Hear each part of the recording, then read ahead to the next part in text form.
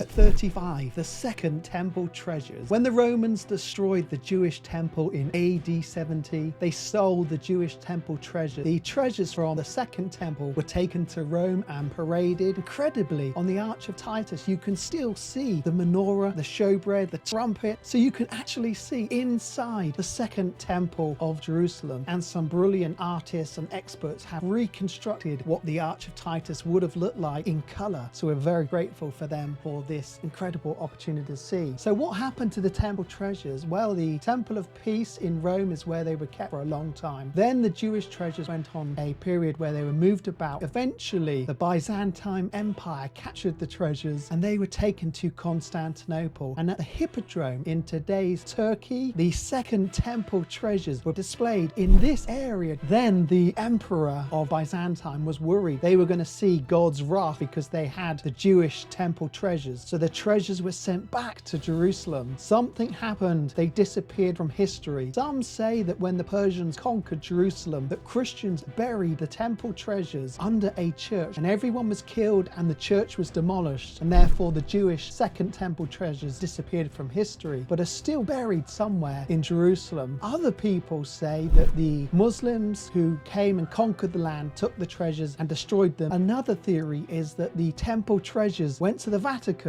and Israel had a long battle with the Vatican. Do you have the Second Temple treasures? And in 2004, the Israeli Antiquities Authority actually looked inside the Vatican vaults to see if the Second Temple treasures, the menorah, the other items like the trumpets, to see are they in the vault. They found nothing. Now, other eyewitnesses claim that they have seen the temple treasures in the Vatican in a sealed vault, which even the Pope himself is not allowed to know about because he might hand them back. We don't know which of these stories is true, but we do know the temple treasures went to Jerusalem after 500 years of knowing their whereabouts. They disappeared from history.